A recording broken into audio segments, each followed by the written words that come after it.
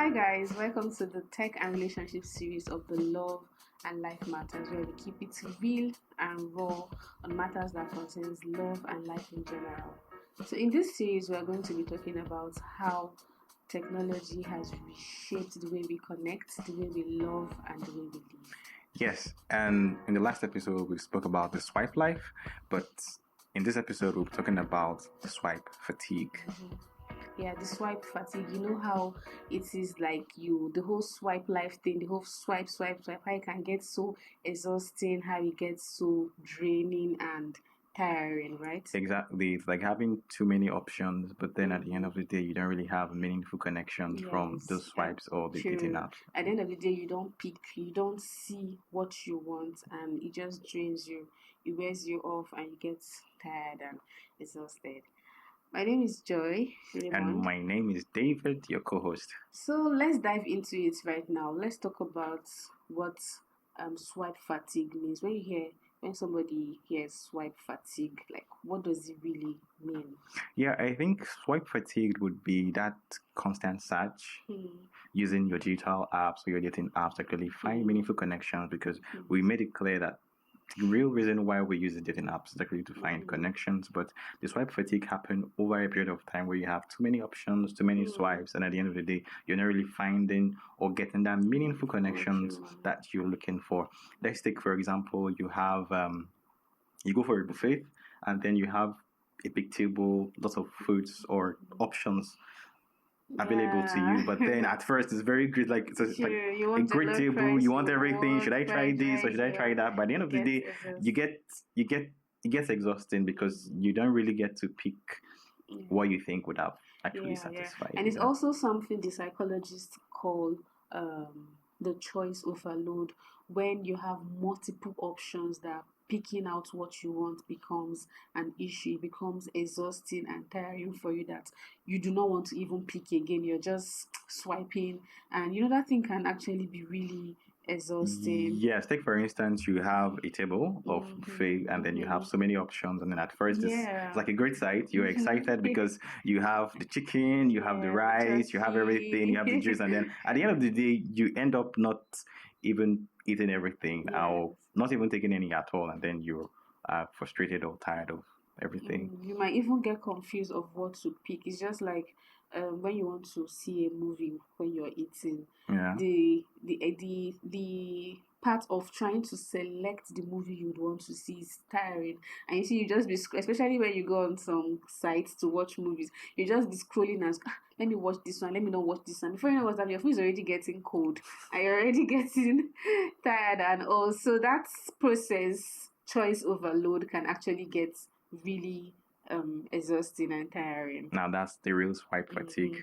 And exactly in the dating world, that's what the swipe fatigue really means. So here's the irony. Dating apps gives us more chances at meeting the love of our life by having more choices, right? But the more choices we have, the less satisfied we become. Yeah, that's like an experiment on its own, because previously we don't have lots of dating apps, so you didn't really have lots of those options to go through in terms of multiple apps and checking from A to B. But now you have lots of them, and then the chances of success is actually reducing. Yes. And we called it a market. It's like a marketplace where people go to make variety of choices. Shop for the love of their life. It begins to make people feel like people are now replaceable. Like you can just do away with this one because you have more thousand swipes you're going to make in the future, and also you just make you feel like people are now replaceable. You can dispose of people, and at any point in time, whenever you feel like you feel off or you have a mood swing or something, you can just dispose of a particular person. Yeah, so that's hurting for the person you're actually blanking off, or you're actually ghosting or catfishing, whichever the case may be. But I think the hurt goes both ways, because at the end of the day, you are less committed, which is bad for yourself, because with less commitment, it means your chances of finding the next meaningful relationship, it's not there. And then the hurting is just both ways, especially for the person who you're actually not being committed to. And we have people that are on these apps for various purposes. We have people that are on these apps to actually connect, make meaningful Connections. connection, and eventually fall in love and go Have a from good there. life. But we have people that are on these apps just to devour other people. We have Yeah. people that are there to just for the fun.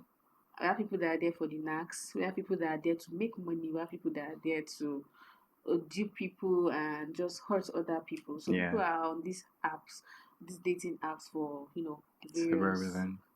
And there are some signs you should not ignore to show that you're actually experiencing swipe fatigue, right? So what are these signs that you can actually look at when you begin to get some of these signs? Swipe fatigue. Yeah. So I think one of those things you should look out for would be when the swiping starts feeling a lot more like work, because you just keep swiping, and at the end of the day, it's like I can imagine you swipe over 20 profiles. No, or 20 is small. You have like 200 profiles. Oh my god! Because you have like some of these apps have like thousands of users. So you can swipe like 200 times and then you don't get.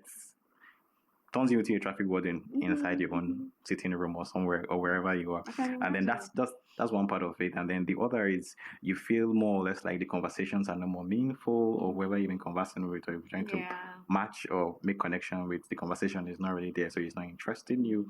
I think another thing you should look out for is when you start feeling like, oh, I'm tired of this application. Should I have a new account, or should I even delete the application and start all over again? And also you begin to feel lonely, right? After swiping. So instead of finding a meaningful connection, you're now feeling lonelier after.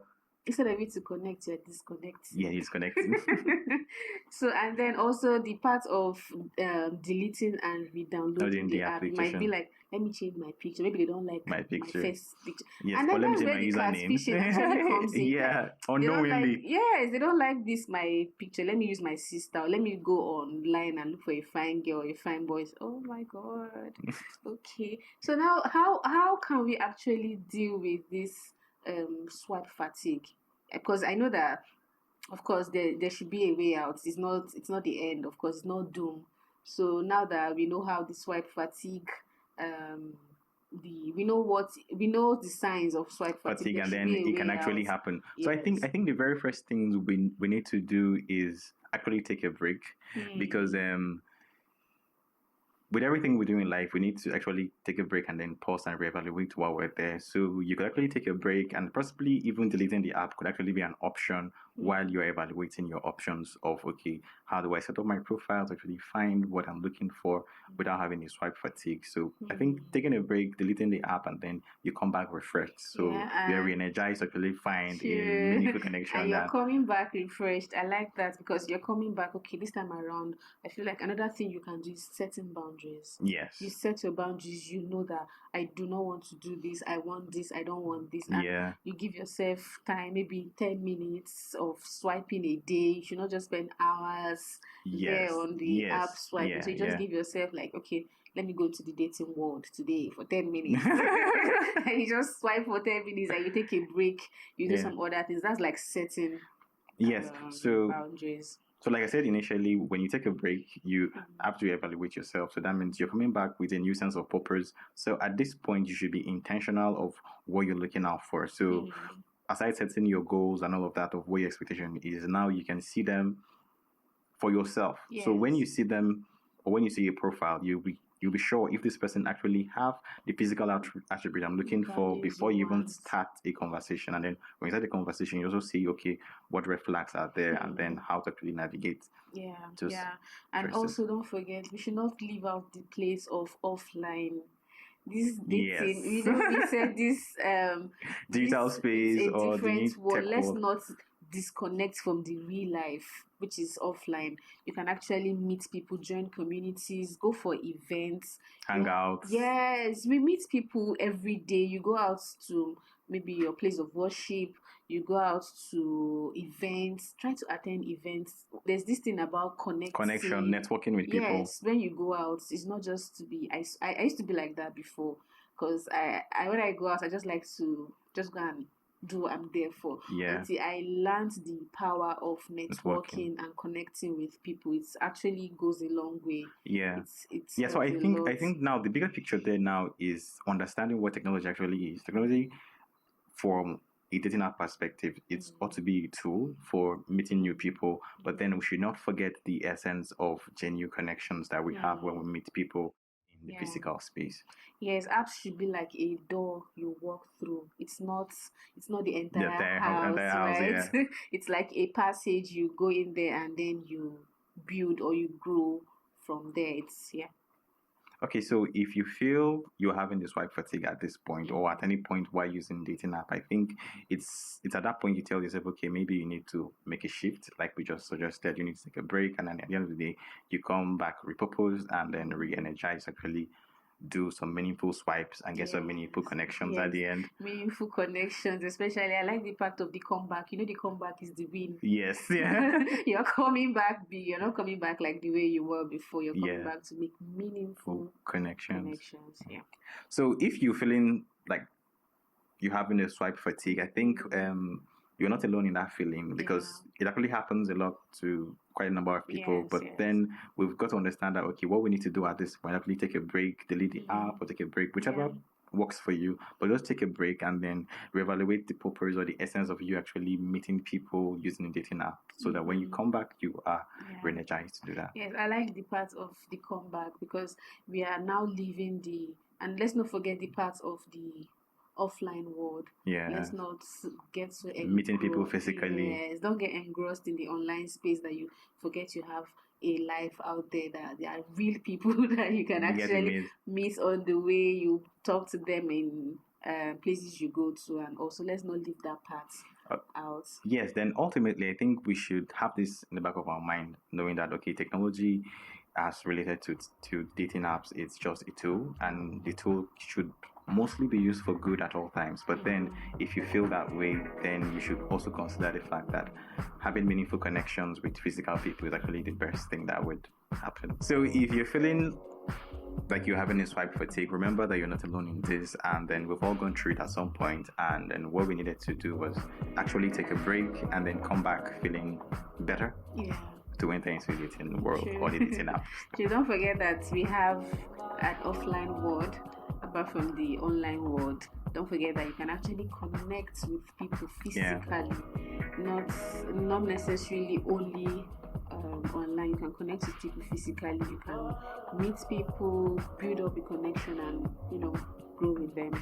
So that's the wrap on the swipe fatigue for episode 2. Too many choices and too little love. So make sure to subscribe to our YouTube channel and share this with someone. See you in the next episode. See you next time.